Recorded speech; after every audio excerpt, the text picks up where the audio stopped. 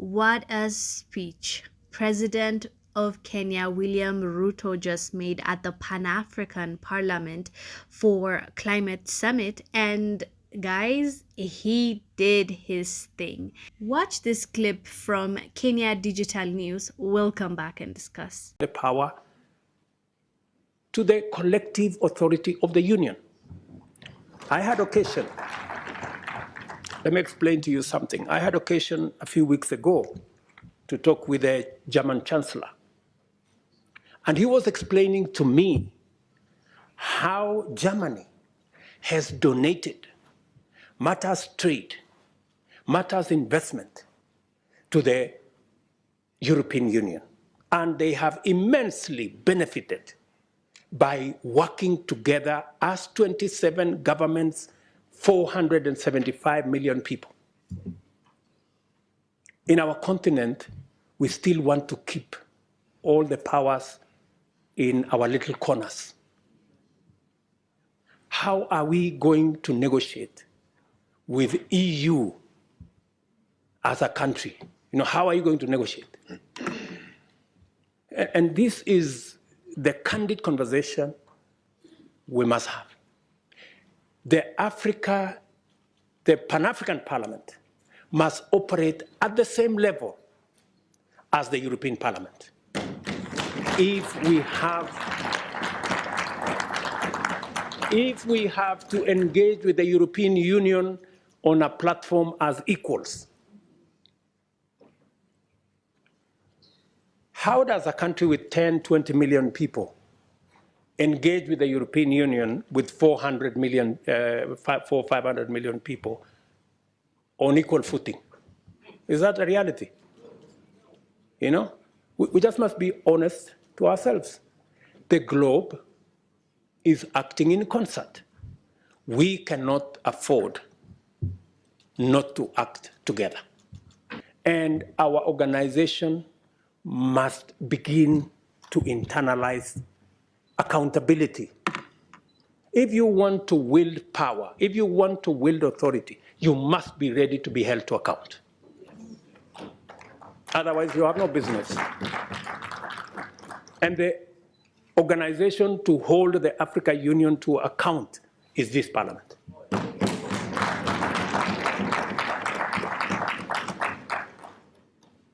So what am I saying? For example, let me give you another example. We have been to US Africa. We have been to some other engagement with other countries. Now we have been invited for Russia-Africa Summit. We have made a decision, very respectfully as heads of state in Africa, that any engagement with other partners must be an engagement of equals. And for it to be meaningful, if we are going to meet the president of a country, we have organized ourselves that the Troika is going to represent Africa. The chair, the current chair, the past chair, the chair that is coming, and the heads of our regional economic commissions, about 6, 7 people. But what happens continuously? When others want to engage with us, they don't want to deal with the Troika. They want to invite 50 heads of state. So we go to a meeting, just explain to me what kind of outcome you expect where 50 heads of state are sitting. Everybody is asked for speak to 1.5 minutes. You speak to for 1.5 minutes. What kind of engagement are you going to get? You're going to get nothing, right? The best that you get is photographs.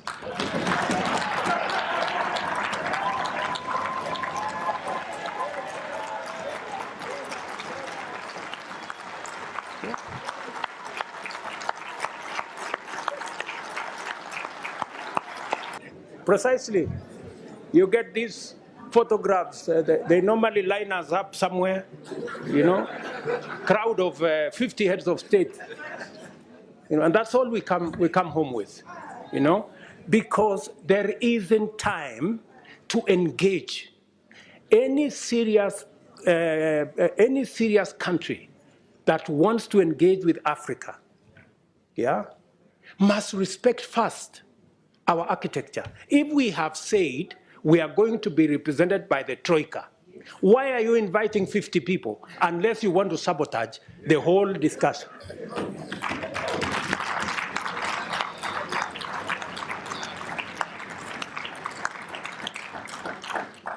And if you can't respect our own rules, it is a sign of lack of goodwill.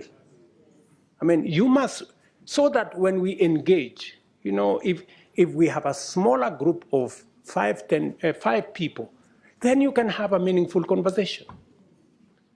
And we can have a meeting of equals. But here you are, you represent 200-300 million people. You have a guy here who represents 10 people. You have another guy who represents 10 million people. Then that conversation becomes, and some of the time, you know, the most unfortunate thing is that some of the people who invite us to these meetings tell us, if you don't come, there will be consequences. So all of us are forced to go to a meeting that has no meaningful outcome because of blackmail. This is not right, good people.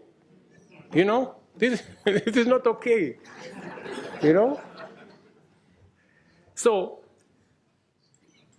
I have written to my brother who was here the other day that this time round, any other invitation, it must respect the rules of our continent. We have said any meaningful engagement, if they want a fruitful engagement, they should engage our continent in a manner that we can effectively represent our people and we can effectively discharge our mandate and articulate our issues, not in a crowd.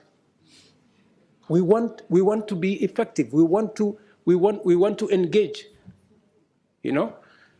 So if you are one head of state and you want to engage all these people, surely, are you sincere, you know, in engaging in a crowd? Because some of these good people, they want to avoid any commitments, you know? They want to avoid any meaningful engagement. They just want a baraza and okay, pictures, and then we go. Dinner, and then, I mean, good people, we have food in our countries, at least.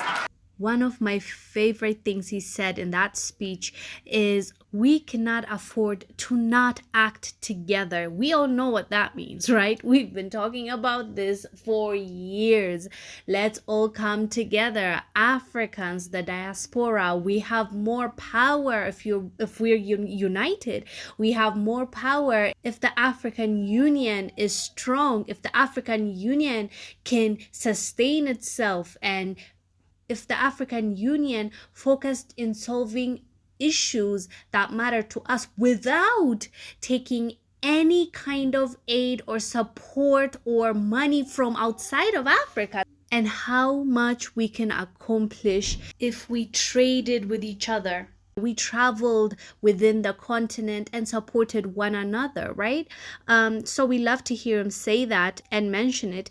And also, I love the fact that he talked about accountability. That's something that we need to also address, because we can say we have to unite, we need to do this. It's all nice and cute when we're talking about it, but at the same time, if there's no accountability, it just doesn't make sense. It's like living in La La Land, in Dreamland. So I'm happy that he also addressed that. Another thing that he talked about, which I really loved, was he mentioned that, like, they usually call them for these meetings, this African leaders, and it's like everyone is invited to represent their own countries, not like a united Africa. They're trying to make us see ourselves as different people, right? So they call each and every country like as if they represent something different, even though we should go there as one, right? As all Africans together. But that's not what they do. And he said they give all of us like 1.5 minutes to talk, and that's it. How can we solve anything? How can we